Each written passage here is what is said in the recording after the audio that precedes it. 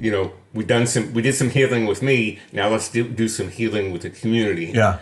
Because the real elephant in the room here is the community division that happened about a month ago with the secret lair of Walking Dead. Yeah. Which I think we then saw some of the leftovers bubble up last week during the first Commander Legends previews. Right. So I don't think we need to rehash the arguments about the secret lair, but we're going to talk about what we can do to bring the community back together and where we go for here. Yeah. But I mean, I think it bears noting that you were kind of in the pretty upset camp. Yeah, I was. I did, for those that, well, nobody else would have been on the private communiques between me and you. I don't often do this, and I did send one. Actually, I do send. Well, besides the government, yes.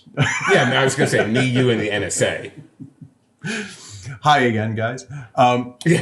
And the reverse vampires. Yes, reverse vampire. I did send you a message saying that I thought where I was leaning pretty strongly was toward.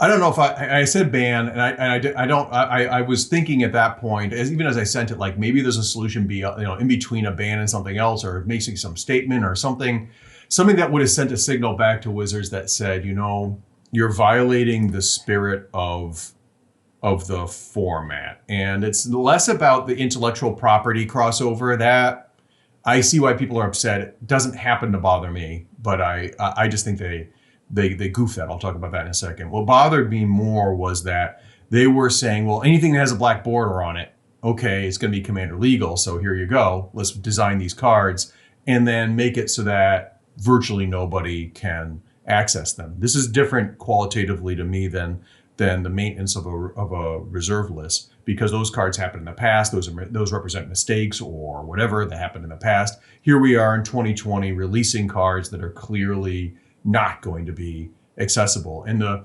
rules the rules text or the rules on the Commander page talk about how the idea is to be able to access a whole pool and to be able to any black border card. And so it feels like Wizards is saying, haha, rules committee now, and I know they're not doing that, but it's this unfortunate feel, and that whole feel of it. And I don't like making rulings. I'm a policy geek. I don't like making rules or rulings on feelings either. So I get why you did what you did. I'm not like upset now or anything like that. What helped me a lot, honestly, was Mark Rosewater, and I hope he meant it, when he said, we just because we released it like this doesn't mean we can't do an alternate version of it that's more in line with the Magic universe later. And when I read that, I said, okay, now I'm just upset that you guys really goofed the rollout of this, because you could have done what you did in Ikoria, where you had the cards and then you made this cool crossover theme thing. And what would have been really cool would be to have this Walking Dead thing. If you wanted to do it, have the Walking Dead thing, but have the name of the thing that's going to be, without people understanding really what or why. It would have been a really cool, weird reverse spoiler thing. That would have been, to me, like, oh, okay.